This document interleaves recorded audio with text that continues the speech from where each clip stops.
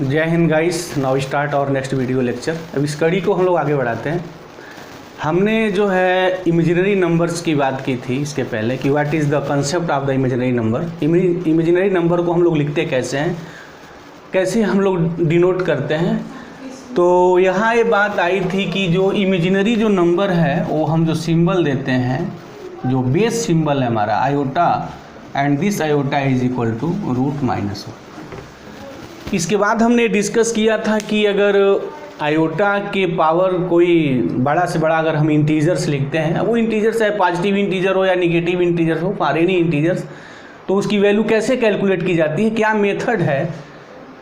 Method ये है कि थोड़ा उसको हम एक बार रिवाइज करते हैं। i⁻m निकालना है and m belongs to z, और m भी ए वेरी लार्ज इंटीजर्स, कोई बड़ा इंटीजर दिया है, तो कैसे निकालते हैं उसके लिए हम लोग ये प्रोसेस अप्लाई करते हैं कि m को 4 से डिवाइड करते हैं, और 4 से डिवाइड करने के बाद तब उसको हम लोग लिखते हैं, क्योंकि सबको पता है i⁻4 जो 4 होता है, जो भी हमने कैलकुलेशन किया i⁻4 की है, सॉरी i⁻4 की जो वैल्यू होती है वो 1 होती है।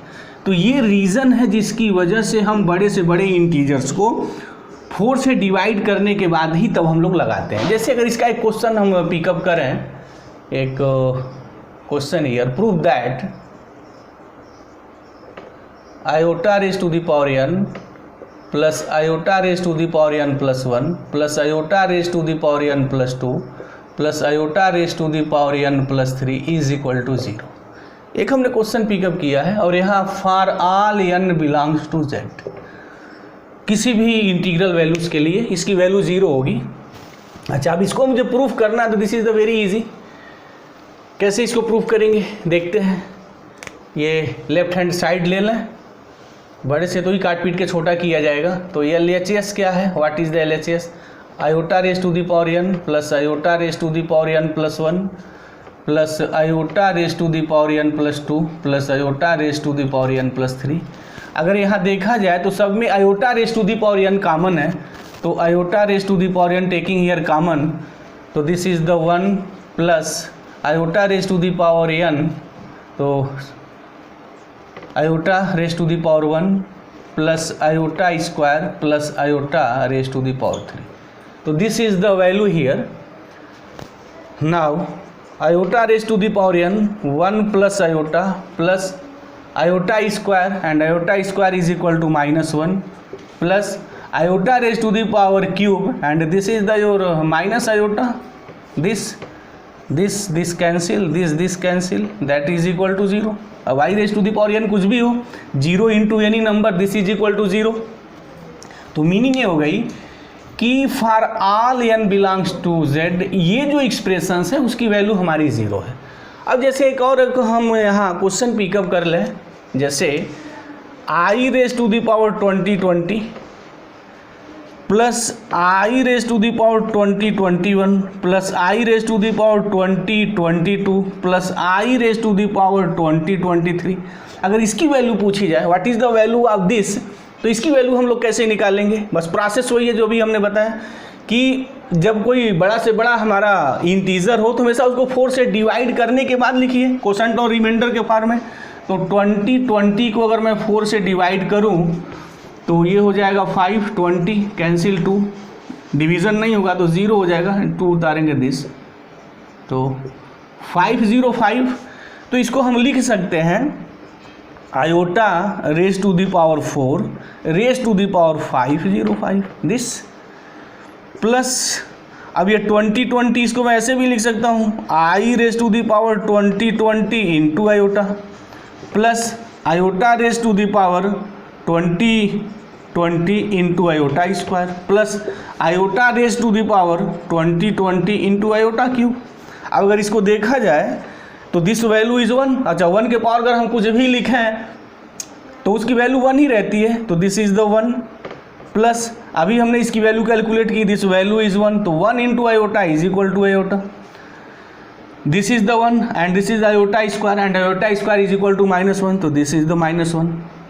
And this is the iota cube, इसकी वैल्यू तो 1 हो गई, तो 1 इंटू आयोटा क्यूब, और आयोटा क्यूब की वैल्यू जो होती है हमारी माइनस आयोटा होती है, तो this cancel, this cancel, that is equal to 0, again this value is 0। हमने यहाँ क्या किया था, बस इसी क्वेश्चंस के अकॉर्डिंग हमने n की वैल्यू 20 लिख दिया था। तो जब यहाँ for all n belongs to z है तो कोई भी वैल्यू पिकअप करें, 20 पिकअप करें और 300 पिकअप करें, कुछ भी वैल्यू पिकअप करें, इसकी वैल्यू 0 ही आएगी। जब इसे के अकॉर्डिंग हम लोग यहाँ नंबर n की पिकअप का n की वैल्यू भरेंगे तो 0 ही आना है। तो कहने का हमारा मतलब क्या है कि जब आयोटा के पास कोई बहुत बड़े नंबर हो तो उसको लगाने का हमारा मेथड क्या है, what is the process. Process यही है कि पहले आप उसको 4 से डिवाइड करिए, और 4 से डिवाइड करने के बाद उसको कोशेंट और रिमाइंडर के फॉर्म में लिखिए, वो वैल्यू इजीली कैलकुलेट हो जाएगी। तो मुझे उम्मीद है कि लिसनर जब भी आयोटा का कोई पावर कैलकुलेट कर रहे हों, जहाँ थोड़ा बड़े पावर हों, तो लगाने का सिर्फ एक ही मेथड है, और वो मेथड ये है कि उसको 4 से डिवाइड करने के बाद लिखा जाए। अब हम लोग आते हैं जो हम लोग इंतज़ार कर रहे थे, जो मुझे पढ़ाना था यहाँ।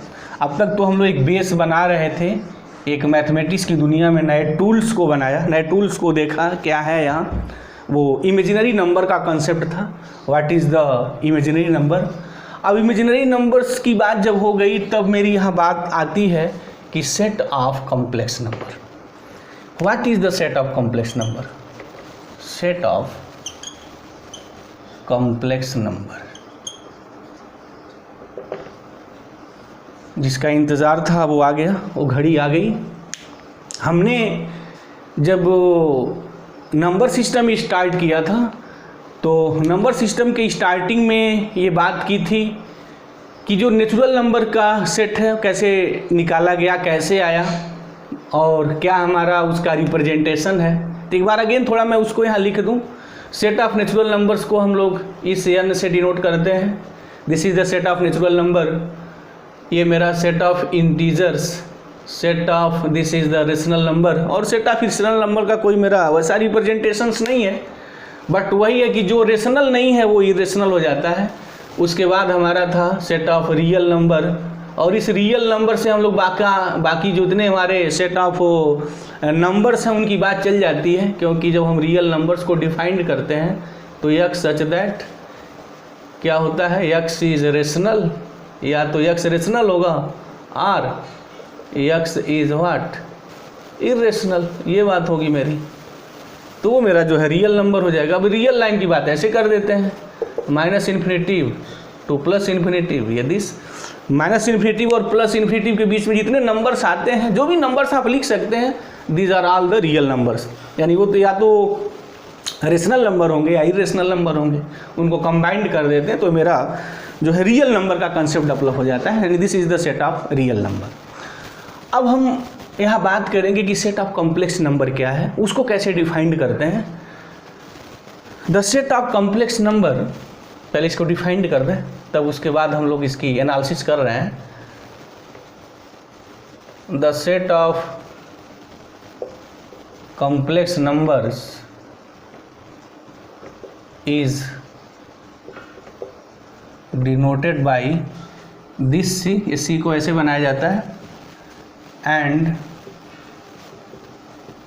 इट इज डिफाइंड एज, कैसे हम लोग इसको डिफाइंड करते हैं, this is the set of complex number C, z लिखते हैं नंबर सच दैट, अच्छा z होता कैसा है, z is equal to a plus iota B, where A B belongs to real number. तो this is the definition of the complex number. अब जब complex number की बात चलेगी तो जो भी कुछ फैसला होगा कॉम्प्लेक्स नंबर्स में, हम लोग यहीं से बात करेंगे, यहीं आएंगे और यहीं से सब चीज़ सोचेंगे। तो क्या है सेट ऑफ कॉम्प्लेक्स नंबर, देख लें। Set of complex number is written as a plus iota B, where A B belongs real number. मतलब कोई भी नंबर जो इस फॉर्म का लिखा जाता है ए प्लस आयोटा बी, उस नंबर्स को ही हम लोग कॉम्प्लेक्स नंबर कहते हैं। अच्छा यहाँ ए और बी क्या है, where A b is equal to real number. अच्छा अभी सबको पता है, अभी हमने ताज़ी बात की है, कि this iota is equal to √-1 this. तो अगर हम एक एग्जाम्पल यहाँ बात करें एग्जाम्पल्स की कि सेट ऑफ कॉम्प्लेक्स नंबर कैसे कैसे लिखे जाएंगे, तो written as z, generally z से हम लोग लिखते हैं कॉम्प्लेक्स नंबर। लिखेंगे कैसे, कोई भी दो रियल नंबर पिकअप करिए और इस फार्म का होना चाहिए, जैसे मैं 2 लिख दूँ प्लस आयोटा मैंने लिख दिया, 3 लिख दिया दिस। अच्छा, इसको ऐसे लिखा जाता है 2 + 3 आयोटा दिस। अच्छा, और भी अगर लिखना है तो ये हो जाएगा 2 + 3 आयोटा के मीनिंग -1। अच्छा, अगर इसको कंबाइंड करना है तो मैं इसको लिखूंगा 2 + √-9, क्योंकि √-9 is equal to what, this is the 3 iota. तो 3 आयोटा को मैं √-9 लिख सकता हूँ। तो कहने का हमारा मतलब क्या है कि ये जो मैंने नंबर लिखा है this is the complex number, और ये डिफरेंट हमारे जो है representation of a single complex number. दूसरा अगर कॉम्प्लेक्स नंबर से मैं उठाऊँ यहाँ नेक्स्ट, जैसे 1 + मैं आयोटा लिखूँ यहाँ, क्या इस फार्म का है या नहीं, बिल्कुल है इस फार्म का। ए कंपेरिजन अगर करते हैं तो कंपेरिजन किया जाए ए + आयोटा बी से, दिस इम्प्लाइज ए की जगह क्या है this is the a, iota this is the iota, b क्या है आयोटा का यहाँ कोफिशिएंट है और यहाँ आयोटा कोफिशिएंट कितना है 1 है, तो दिस इज द फार्म। यानी ए 1 है, इस नंबर में ए 1 है और बी भी 1 है, तो this is again A complex number. अच्छा, कोई स्टूडेंट कॉम्प्लेक्स नंबर को ऐसा भी लिख सकता है 1/2 + पाई आयोटा दिस। क्या करना है हमें, कुछ नहीं, यहाँ एक रियल नंबर लिखना है, आयोटा लिखना है इंटू रियल नंबर। तो अब मैं एक जनरल अगर रिजल्ट की यहाँ बात कर दूँ कि कोई स्टूडेंट हमेशा कैसे उसको अपने दिमाग में बैठाए रखेगा, तो उसके लिए एक थोड़ा मैं यहाँ रिजल्ट डेवलप कर दूँ कि कैसे वो कॉम्प्लेक्स नंबर लिखेगा। How can you right the complex number, तो z इज इक्वल टू यहाँ लिखेंगे रियल नंबर, कोई भी real number plus iota into real number लिख दीजिए, बस हो गई मेरी बात दिस। तो ये जो रिप्रेजेंटेशन है, यानी जो नंबर इस फार्म का लिखा जाएगा, this number is known as complex number. कोई भी नंबर अगर इस फार्म का आप लिख दिए हैं, मतलब रियल नंबर लिखिए, उसके बाद प्लस साइन यूज करिए, आयोटा लिखिए, इनटू रियल नंबर लिखिए, definitely this is a real number. अच्छा, यहाँ से अगर एग्जांपल मुझे पिकअप करना हो, जैसे z is equal to real number हमने कोई लिख दिया, ऐसे से हमने √π लिख दिया, definitely this is a real number. भाई मुझे तो रियल नंबर लिखना है, अब ये थोड़ी वहाँ लफड़ा देखना है कि वो रेशनल नंबर है या इरेशनल नंबर है, क्या है क्या नहीं है, नथिंग, इससे हमसे कोई मतलब नहीं है। तो यहाँ √π प्लस आयोटा लिख दिया, यहाँ भी कोई रियल नंबर पिकअप कर लीजिए, जैसे मैंने -20 लिख दिया दिस। तो z is equal to what, कैसे लिखेंगे √π। अब यहाँ माइनस और प्लस का मल्टीप्लीकेशन सबको पता है, तो -20 into iota, yes definitely this is a complex number. ये मेरा कॉम्प्लेक्स नंबर है। तो ये मेरा एक फार्म हो गया स्टूडेंट को समझने के लिए कि अगर कोई भी कॉम्प्लेक्स नंबर है तो उस कॉम्प्लेक्स नंबर्स की मीनिंग सिंपली बस यही है, real number plus iota into real number. अच्छा, इस प्लस की जगह से यहाँ माइनस भी आ सकता है, तो मीनिंग है कि वो रियल नंबर हमारा प्लस लिखे हैं या माइनस लिखे हैं, क्या लिखे हैं। अच्छा, एक और बात है कि ये z is equal to 0 is a complex number or not, is a complex number or not, कि जो 0 है z is equal to 0 is complex number or not, कि ये कॉम्प्लेक्स नंबर है या नहीं। तो कॉम्प्लेक्स नंबर का डिसीजन कैसे होगा, कॉम्प्लेक्स नंबर का डिसीजन बस ऐसे होगा कि कोई भी नंबर अगर इस फार्म का आप लिखे हुए हैं, इस फार्म का अगर आपको दिखाई दे रहा है, तो फिर बिना किसी प्रॉब्लम के आप बोलिए सीधे yes this is a complex number. तो क्या मैं 0 को ऐसा लिख सकता हूँ या नहीं। लिसनर यहाँ देखें, z is equal to 0 plus मैं लिख सकता हूँ आयोटा इंटू 0, क्योंकि 0 में किसी भी नंबर से मल्टीप्लाई की जाए तो वैल्यू 0 आती है, तो डिफिनेटली लिखा जा सकता है। ये हमारा क्या है, ये 0 क्या, this is real number, again this is a real number, तो ये फार्म का मेरा हो गया। तो definitely 0 is a complex number, z is equal to 0 is a complex number, ये मेरी बात होगी। As z is equal to 0 is a complex number. तो ये बात हो गई कि हम लोग कॉम्प्लेक्स नंबर्स लिखते कैसे हैं, कॉम्प्लेक्स नंबर है क्या, कोई नंबर्स लिखा गया है तो हम कैसे पता करेंगे कि वो कॉम्प्लेक्स नंबर है या नहीं। अगर यही बात कॉम्प्लेक्स नंबर की है तो अब ये बात दावे के साथ कही जा सकती है विदाउट एनी एजिटेशंस कि जितने नंबर्स सिस्टम हमने अब तक पढ़ा है, नेचुरल नंबर से लेके रियल नंबर, सब कॉम्प्लेक्स नंबर है, सब के सब कॉम्प्लेक्स नंबर है। अगर मैं उसको एक थोड़ा डायग्राम के रूप में रिप्रेजेंटेशंस दूं, क्योंकि डायग्राम्स का रिप्रेजेंटेशन देने से चीज़ें बड़ी ईजी वे में समझ में आती हैं। तो जब हम नंबर सिस्टम्स की बात कर रहे थे तो वहाँ हमने डायग्राम क्रिएट किया था, डायग्राम बनाया था, और वो डायग्राम ऐसे था कि ये जो मैंने एक सर्किल बना दी थी, this circle, this is the, एक नाम दे दिया था, this is the set of natural number, ये सेट ऑफ नेचुरल नंबर है हमारा। उसके बाद आया था एक दूसरी सर्किल मेरी बनी थी, ये जो मेरी सर्किल थी उसको हमने सेट ऑफ इंटीजर्स कहा था, this is the set of integers. इसके बाद इससे बड़ी एक सर्किल हमने क्रिएट किया था, ये सर्किल, दिस, और इसका जो नाम दिया गया था this set of rational number.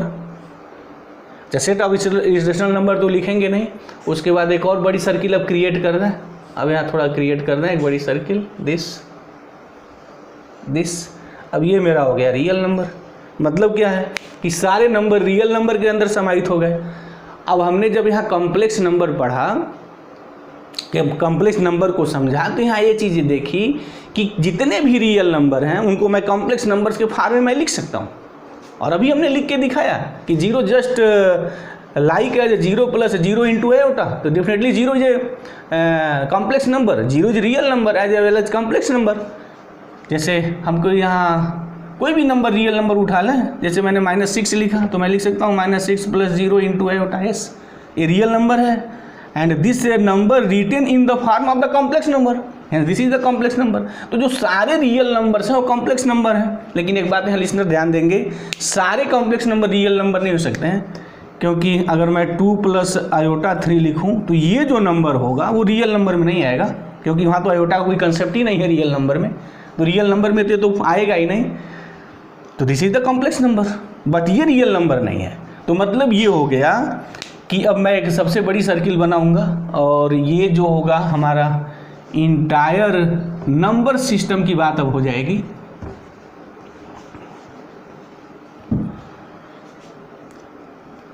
ये बात हो जाएगी, एक बड़ी सर्किल मैं यहाँ क्रिएट कर दूँ, दिस, ऐसे।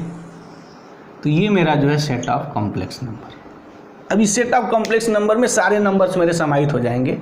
और दूसरा, अगर मैं एक सबसेट के कंसेप्ट को, इस चीज़ को लिखने जाऊं तो लिस्टर उस चीज़ को भी थोड़ा छाप लें, नोट कर लें तो अच्छा रहेगा। अब ये कि इंटायर बात हो गई हमारी पूरे नंबर सिस्टम की, सेट ऑफ नेचुरल नंबर पूरा समाहित हो जाता है सेट ऑफ इंटीजर्स में। एक बात हमने और भी कहा था स्टूडेंट से कि यहाँ ये सिंबल यूज नहीं करेंगे, क्योंकि सेट ऑफ नेचुरल नंबर पूरा सेट ऑफ इंटीजर्स में चला जाता है, but set of integer natural number में नहीं जाता है। उसके बाद ये आता है, एक क्यू का कंसेप्ट आ जाता है, सेट ऑफ रेशनल नंबर। उसके बाद इरेशनल नंबर मैं नहीं लिखूंगा। उसके बाद एक और मैं यूज यहाँ करूँगा, सेट ऑफ रियल नंबर्स, ये बात मेरी आ जाएगी। उसके बाद ये सारे नंबर्स मेरे समाहित हो जाते हैं, सी में चले जाते हैं। तो ये एक मेरा कंप्लीट सिनारियो हो गया। अच्छा, यहाँ इरेशनल नंबर से यहाँ छूटा हुआ है, तो जो सेट ऑफ इरेशनल नंबर है वो ऑलरेडी रियल नंबर में है। तो उस चीज़ को भी लिसनर यहाँ ध्यान से ध्यान देंगे उस चीज़ को। हमारा कहने का मतलब क्या है कि जितना भी नेचुरल नंबर है सब इंटीजर्स है, मतलब नेचुरल नंबर पूरा इंटीजर में समाहित हो गया, फिगर से ही है। सारा इंटीजर रेशनल नंबर है, सारा रेशनल नंबर रियल नंबर है, और सारा इरेशनल नंबर भी रियल नंबर है। तो सिंस उसका नोटेशंस नहीं है, क्योंकि क्यू यहाँ तो भाई दो बिल्कुल फाड़ हो गए हैं ना, वो उत्तरी और दक्षिणी ध्रुव, नॉर्थ एंड साउथ, जो कभी मिल ही नहीं सकते हैं, ऐसा यहाँ सिनारियो खड़ा हो गया है। नंबर की दुनिया में दो बिल्कुल फाड़ हो गए, एक यहाँ रेशनल हो गया और एक यहाँ इरेशनल हो गया, और इनके बीच कोई रिलेशन नहीं है। क्यों कोई रिलेशन क्यों नहीं है? रीजन सिंपली है कि जो रेशनल होगा वो इरेशनल नहीं होगा, और जो इरेशनल होगा वो कभी मेरा रेशनल नहीं हो सकता है। लेकिन जो सेट ऑफ नेचुरल नंबर है वो इंटीजर भी हो सकता है, उसको ओरिजिनल नंबर भी लिख सकते हैं, उसको रियल नंबर भी लिख सकते हैं, उसको कॉम्प्लेक्स नंबर भी लिख सकते हैं। बट जो नेचुरल नंबर है उसको मैं कभी इरेशनल नंबर लिख ही नहीं सकता भाई। किसी भी नेचुरल नंबर को मैं इंटीजर कह सकता हूँ, हाँ, सारे इंटीजर्स को मैं नेचुरल नंबर नहीं कहूँगा। ये तो बात है 100%, लेकिन 100% ये बात है कि सारे नेचुरल नंबर्स मेरे इंटीजर्स हैं और सारे इंटीजर्स मेरे रेशनल नंबर हैं और सारे रेशनल नंबर्स को हम लोग रियल नंबर कहते हैं। लेकिन इरेशनल जो नंबर है इनमें से किसी का नहीं है, इसकी पहले जो सारी चीज़ें हैं, इसलिए इन दोनों को जब में हम कंबाइंड कर देते हैं तो इस कॉम्बिनेशंस को ही तो आर कहा जाता है। This is the real number. और सेट ऑफ कॉम्प्लेक्स नंबर क्या अभी हमने डिफाइंड किया। तो सारे रियल नंबर्स, अब रियल नंबर की बात आ जाएगी और कॉम्प्लेक्स नंबर की बात आ जाएगी। जब जनरली नंबर्स की हम बात बोलेंगे तो मतलब यहाँ रियल नंबर है, और चूंकि हम लोग complex set of complex number पढ़ना है और पूरी कॉम्प्लेक्स नंबर की मेरी एनालिसिस करनी है, तो अब हम लोग इसकी बात करेंगे। क्योंकि कॉम्प्लेक्स नंबर में तो दुनिया के सारे नंबर यहाँ समाहित हो गए, जो नंबर सिस्टम में ये जो स्टैंडर्ड है हम लोगों का, उस स्टैंडर्ड के लिए तो ये सफिशिएंट अब हो गया। Yes, this is the complete scenario of the number system. इस स्टैंडर्ड का जो हम लोग डिस्कस करना है एक कंप्लीट सिनारियो हो गया कॉम्प्लेक्स नंबर का। अब यहाँ छोटे मोटे कुछ और भी चीज़ें आती हैं जो क्वेश्चंस, जब टेक्निकल क्वेश्चंस डेवलप होते हैं तो चीज़ें थोड़ी मायने रखती हैं, वो चीज़ें भी ध्यान में रहनी चाहिए। ध्यान में क्या है वो कि ये भी एक नोटेशंस है बड़े इम्पॉर्टेंट कि रियल पार्ट ऑफ जेड हम लोग क्या कहते हैं, रियल पार्ट ऑफ जेड को entire set of complex number की एनालिसिस में हम लोग ऐसे लिखेंगे रियल ऑफ जेड, और यहाँ रियल ऑफ जेड मीनिंग ये है दिस। उसके बाद हमारा है कॉम्प्लेक्स नंबर में imaginary part of z is equal to, ये हमारा सिंबल इमेजिनरी लिखते हैं, ऐसे लिखते हैं, इतना बड़ा न लिख करके, ये दफाल टाइप चीज़ें न लिख करके उसको शॉर्टकट में लिखते हैं इमेजिनरी ऑफ जेड। ये क्या है, दिस इज द बी। यानी अगर मैं यहाँ कोई complex number z is equal to a plus iota b लिखा हूँ तो इस कॉम्प्लेक्स नंबर में ए जो है वो रियल ऑफ जेड कहा जाता है और बी को हम लोग इमेजिनरी ऑफ जेड कहते हैं। बी इमेजिनरी नंबर नहीं है, this is the imaginary part of the Z. यानी आयोटा का जो कोफिशिएंट है वो इमेजिनरी पार्ट ऑफ जेड होता है, और जो ए है जहाँ आयोटा का कहीं नामो निशानी नहीं है, ये this is the real part of the Z. तो किसी भी कॉम्प्लेक्स में दो पार्ट्स होते हैं, इसलिए उसे कॉम्प्लेक्स कहा जाता है। कॉम्प्लेक्स का मतलब मिश्रित होता है, मिला हुआ। तो यहाँ मिला हुआ है, एक हमारा रियल मिल गया, एक मेरा इमेजिनरी मिल गया, लेकिन अब रियल इमेजिनरी तो मैं जोड़ ही नहीं सकता हूँ, नेवर। तो इसलिए इस पार्ट को अलग अलग लिखा जाता है कि ये मेरा यहाँ इसका मतलब एक नंबर नहीं है, यहाँ एक्चुअल में दो नंबर्स हैं। एक ये जो नंबर जो सिनारियो जो है वो इमेजिनरी का है और ये मेरा जो है रियल का है। हालांकि भले ही यहाँ this is the real, but ये कंप्लीट एक है, और ये कंप्लीट एक सिनारियो जो मेरी है वो इमेजिनरी की बात करता है और यहाँ मेरी एक रियल की बात करता है। और अभी हमने लिख के दिखाया इसकी जो एक्चुअल में मीनिंग है वो ये है। जैसे मैं कोई एक एग्जाम्पल पिकअप कर लूँ, z is equal to 2 + 3 iota लिखूँ तो इसकी एक्चुअल में बेस मीनिंग क्या है। लिसनर इस चीज़ को ध्यान दें, बड़ा वो कन्फ्यूज रहते हैं। इसकी बेस मीनिंग ये है कि 2 + √-9 ऐसे, this is the z here, this ये रियल है, बिल्कुल क्लियर है, this is the real. But ये क्या है, what is this, √- is what, this is a real, no this is not a real. √-9 को ही तो हम लोग इमेजिनरी नंबर्स कहते हैं। इसीलिए कॉम्प्लेक्स नंबर्स जब लिखा जाता है तो दिस इज अ फॉर्म, जहाँ कि रियल होते हैं और जहाँ मेरा इमेजिनरी पार्ट्स होता है। अच्छा, ये अलग बात है कि इमेजिनरी पार्ट से 0 भी हो सकता है, तब भी मेरा कॉम्प्लेक्स नंबर है। ये फॉर्म बस होना चाहिए, बी रियल नंबर है, ए भी रियल नंबर है। तब मैं यहाँ बात अगर लिखूंगा तो उसको लिखूंगा कैसे, देखा जाए, ये ऑलरेडी लिखा हुआ है। तो 3 is not imaginary, 3 is a real number, iota is the imaginary and this is the √-1, 2 is the real, 3 is the real, but 3 iota complete is equal to imaginary and this is the √-9। तो listeners ये जो चीज़ें हैं उसको बड़ा clear cut उस चीज़ को समझें, और मुझे उम्मीद है कि हम क्या कहना चाह रहे हैं वो बिल्कुल वो समझ रहे हैं। ये 2 + 3 आयोटा अगर मैं लिखा हूँ तो कभी उसको ये 3 आयोटा अलग अलग न समझें। 3 आयोटा एक्चुअल में एक ही चीज़ है, और वो एक ही चीज़ का मतलब √-9 है। नहीं, अक्सर स्टूडेंट के दिमाग में भ्रम बना रहता है। जब बाहर क्लासेस में आते हैं तो देखा जाता है कि वो 3 आयोटा को अलग अलग समझता है, 3 अलग है, आयोटा अलग है। नहीं, ये √-9 का रिप्रेजेंटेशन हमारा वहाँ 3 आयोटा है, and where iota is equal to √-1। अच्छा, अब इस चीज़ को मैं लिखता कैसे हूँ, कैसे मैं लिखूँगा, तो यहाँ जब भी कोई कॉम्प्लेक्स नंबर लिखा है तो उस कॉम्प्लेक्स नंबर में रियल पार्ट ऑफ जेड का मतलब यहाँ ए है, मतलब यहाँ 2 है। और इमेजिनरी पार्ट ऑफ जेड का मतलब यहाँ बी है। तो जैसे अगर मैं यहाँ ये जेड लिख दूँ -1 -3 आयोटा, तो what is the real of Z क्या है? What is the real of Z? -1। And what is the imaginary of Z क्या है? इमेजिनरी ऑफ जेड मतलब कि द कोफिशिएंट ऑफ आयोटा, बस जो द कोफिशिएंट ऑफ जो आयोटा है, तो the coefficient of iota this is the -3, ये बात लिखेंगे। इस नंबर को ऐसे -1 + -3 इंटू आयोटा ऐसे लिखा जाता है, ए प्लस आई भी। मतलब है कि आई का जो भी कोफिशिएंट है वो इमेजिनरी ऑफ जेड है। अब इसके बाद एक और चीज़ इसमें आती है कि प्योरली रियल और प्योरली इमेजिनरी का कंसेप्ट क्या है, उस चीज़ को भी लिसनर यहाँ नोट करेंगे, ध्यान देंगे। What is the concept of this?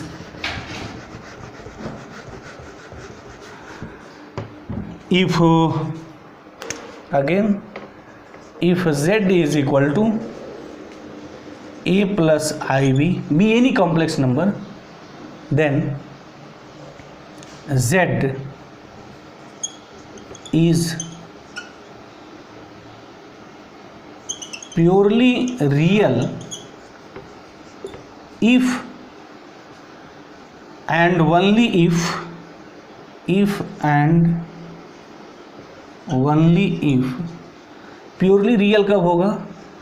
Imaginary of z is equal to 0। मतलब इमेजिनरी ऑफ जेड उसमें प्रेजेंट ना हो, कि उस कॉम्प्लेक्स नंबर में जो आई का कोफिशिएंट है अगर वो 0 है तो उस कॉम्प्लेक्स नंबर्स को मैं प्योरली रियल बोलता हूँ।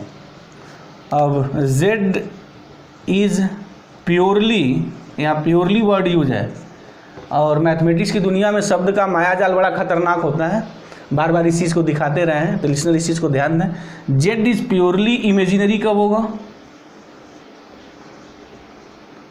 If and only if. इस इफ एंड ओनली इफ को इतना बड़ा ना लिख कर, मेरी आदत रही है लिखने की, IFF लिख देते हैं। If and only if real of z is equal to 0। अच्छा, इफ एंड ओनली इफ का मतलब ये सिंबल होता है, ये सिंबल भी इफ एंड ओनली होता है कि जेड इज प्योरली इमेजिनरी होगा जब रियल ऑफ जेड 0 होगा। अब उल्टा बात कहते हैं, अगर रियल ऑफ जेड 0 है तो उस कॉम्प्लेक्स नंबर जेड को हम लोग प्योरली इमेजिनरी नंबर बोलते हैं। वाई, क्यों बोलेंगे? क्योंकि z is purely imaginary if and only if real part of z is equal to 0। तो इसमें रियल पार्ट ए है, अगर ये 0 हो जाए तो फिर this is the iota into b and this is the purely imaginary. तो प्योरली इमेजिनरी का मतलब क्या होगा? अगर इसके एग्जाम्पल को हम इस एग्जाम्पल को लिखना चाहें तो इसका मतलब क्या है? Z is purely real if and only if imaginary of z is equal to 0। मतलब आयोटा का जो कोफिशिएंट है वो 0 कर दीजिए। या यूँ कहें कि जो पूरा मेरा जो सेट ऑफ रियल नंबर है वो प्योरली मेरा रियल होता है। ये मेरी बात है। प्योरली इमेजिनरी कब होगा? जब ए 0 मैं लिख दूँ, मतलब जैसे मैं 2 आयोटा लिख दूँ, आयोटा लिख दूँ, पाई आयोटा मैं लिख दूँ, 20 आयोटा लिख दूँ। These are all the examples of the what? Purely imaginary. Why? क्योंकि इसमें रियल पार्ट्स ना हो, मतलब वो कॉम्प्लेक्स नंबर जिसमें रियल की वैल्यू 0 हो जाए, रियल पार्ट्स ना हो, उसको हम लोग प्योरली इमेजिनरी नंबर्स बोलते हैं। तो प्योरली इमेजिनरी नंबर का कंसेप्ट क्या है बिल्कुल एक क्लियर होना चाहिए, और प्योरली रियल नंबर क्या है इसका कंसेप्ट बिल्कुल क्लियर होना चाहिए। तो मुझे उम्मीद है कि ये जो कॉम्प्लेक्स नंबर है, कॉम्प्लेक्स नंबर को हम लिखते कैसे हैं, उसका रिप्रेजेंटेशंस क्या है, उस कॉम्प्लेक्स नंबर्स में क्या क्या चीज़ें आती हैं, ये बात क्लियर हो गई होगी। इसमें एक थोड़ी और हम बात लगे हाथ डिस्कस कर दें। एक और चीज़ आती है यहाँ, अब लिसनर इस चीज़ को नोट भी करते रहें, क्योंकि these are all the tools to solve the technical problem of the complex number. जब कॉम्प्लेक्स नंबर तो कोई टेक्निकल प्रॉब्लम बनता है, technical problem in the sense meaning कि जो ITC स्तर के जो क्वेश्चंस बनाए जाते हैं जो कॉम्प्लेक्स नंबर्स में, और हमेशा कॉम्प्लेक्स नंबर से क्वेश्चन अच्छे खासे रहते हैं। ITC में देखा जाता है कोई ऐसा ईयर नहीं रहता है कि उसमें अच्छे खासे क्वेश्चनों की संख्या ना हो। तो टेक्निकल क्वेश्चन कैसे बनेंगे, जब उसको मैं सॉल्व करूंगा तो दिखाऊंगा कि कितना इंपॉर्टेंट रोल प्ले होता है वहाँ रिजल्ट एंड थ्योरी का। तो इसलिए थ्योरी बड़ी इंपॉर्टेंट चीज़ें हैं, क्योंकि कोई भी क्वेश्चन मैथमेटिक का किसी भी स्तर का जब वो क्रिएट करेगा तो कहाँ से क्रिएट करेगा? अपने मन से कोई क्रिएट कर नहीं देगा। अपने मन से अगर क्रिएट कर देगा तो फिर मैथमेटिक्स में तो फिर एक नई दुनिया, नया इतिहास हो रच देगा, ऐसा तो हो ही नहीं सकता है। तो जो भी फंडामेंटल मेरे रिजल्ट है और जो थ्योरी है उन्हीं को बेस बना करके क्वेश्चन क्रिएट करते हैं। तो इसलिए हम बार बार कहते रहें हमेशा कि लेक्चर्स के दौरान कि जो मैथमेटिक्स में जो डिफिनीशंस दी जाती है उसके एक एक वर्ड्स को आप बड़े अच्छे ढंग से समझें, और जो रिजल्ट लिखे जा रहे हैं वो आपके पास नोट होना चाहिए, क्योंकि फैसला तो इन्हीं दोनों के आधार पे ही करना है। या यूँ कहें कि जो उच्चतम न्यायालय मैथमेटिक्स का जो संविधान है वो दो ही है, एक उसकी डिफिनीशन है और दूसरी जो डिफिनीशन से जो रिजल्ट्स क्रिएट होते हैं, जिसे हम लोग जनरली मैथमेटिक्स में थ्योरम्स के नाम से भी जानते हैं। तो अगर दो चीज़ें अगर आपको क्लियर हैं तो कोई भी कैसा क्वेश्चन बनाता रहे हो, आप तो उसको just like as a game की तरह आप खेलेंगे। तो यस, हम क्या कह रहे हैं आप उस चीज़ को समझ रहे होंगे कि थ्योरी में जो डिफिनीशंस और रिजल्ट का इम्पोर्टेंट क्या है। अब एक यहाँ और हम लोग टूल्स बनाएं, एक और टूल्स है कॉम्प्लेक्स नंबर्स को कायदे से समझने के लिए, वो है कॉन्जुगेट ऑफ कॉम्प्लेक्स नंबर। ये क्या होता है, थोड़ा इस चीज़ को यहाँ समझा जाए। कॉन्जुगेट ऑफ कॉम्प्लेक्स नंबर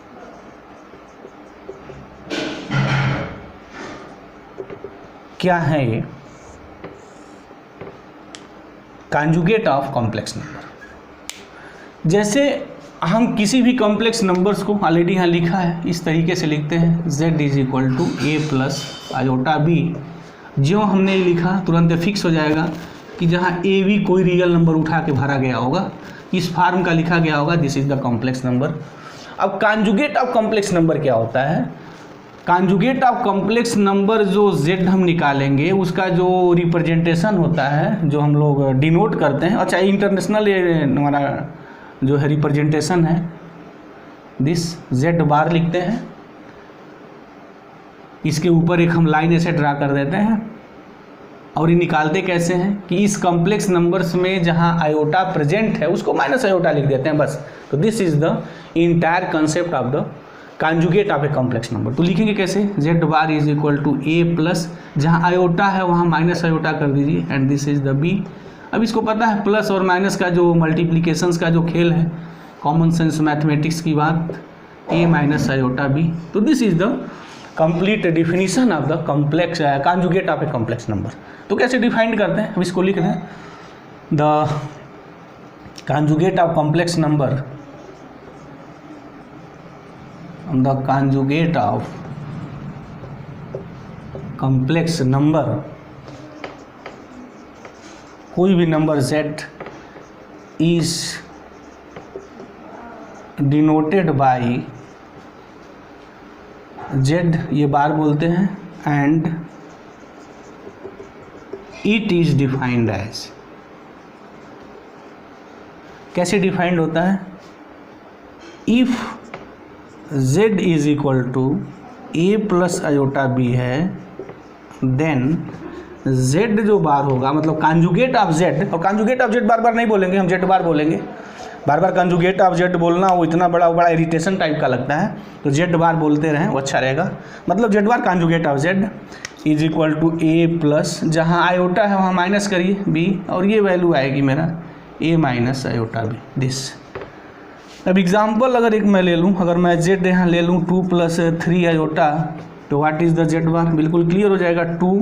अब यहाँ जब माइनस आयोटा मैं लिखूँगा तो माइनस 3 आयोटा हो जाएगा। अच्छा, अगर z इज इक्वल टू मैं 2 लिख लूँ तो अभी से, तो इसका हम लोग कॉन्जुगेट कैसे निकालेंगे z bar, how can you find? तो इस z को मैं देखिए ऐसे लिख सकता हूँ, z is equal to 2 plus 0 into iota. अब z बार निकाल दीजिए, तो कोई प्रॉब्लम नहीं है। क्या करना है, जहाँ आई है वहाँ बस सारी, जहाँ आई आयोटा है वहाँ माइनस आयोटा लिखना है। तो 2 प्लस 0 इंटू माइनस आयोटा। और सबको पता है जीरो में जब किसी का मल्टीप्लिकेशंस करेंगे तो वही आएगा। तो z बार जो है 2 ही आया। तो एक यहाँ से एक रिजल्ट, बड़ा खूबसूरत रिजल्ट डेवलप हो गया। रिजल्ट ये डेवलप हुआ, उस रिजल्ट को मैं कहाँ लिखूँ, चलते हैं यही लिख देते हैं, इसको हटा दें। इस रिजल्ट को मैं यूँ ही लिख देता हूँ, दिस, कि रिजल्ट ये बना मेरा, if z this be a real number, अगर कोई रियल नंबर है देन ये जो z बार आप निकालेंगे वो z ही आएगा। एग्जाम्पल के रूप में जैसे z इज इक्वल टू कोई भी a such that a belongs to real number, तो z जो बार होगा वो a ही आएगा, क्योंकि z बार में जो आयोटा जहाँ प्रेजेंट रहता है वहाँ हम लोग माइनस आयोटा लिखते हैं। By this definitions. अगर ये डिफिनीशंस है तो जो भी मुझे फैसला करना तो डिफिनीशन से ही करना है, बट डिफिनीशन की बात मुझे बिल्कुल दिल में बैठी रहनी चाहिए। अगर डिफिनीशन रिजल्ट दिल में आपके बैठा है तो फिर क्वेश्चन तो आप गेम बना के खेलेंगे और मुझे यही करना है, दिखाएंगे भी ऐसा ही। तो कॉन्जुगेट ऑफ कॉम्प्लेक्स नंबर्स की जो बात हम लिखेंगे बस ऐसे ही, जो भी कोई कॉम्प्लेक्स नंबर्स गिवन है उसको जहाँ उसमें आयोटा प्रेजेंट है बस वहाँ आप सिंपली माइनस आयोटा लिख दीजिए। तो this is the conjugate of the complex number. तो मुझे उम्मीद है कि ये लेक्चर्स जो है पूरा कंप्लीट समझ में आ गया है। अब इसके बाद हम लोग आगे बात करेंगे और ये बहुत सारे भी टूल्स हैं कॉम्प्लेक्स नंबर में, उसके बाद इसमें अच्छे अच्छे क्वेश्चंस को हम लोग पिकअप करेंगे। तो जय हिंद, वेरी मच गाइस, जय।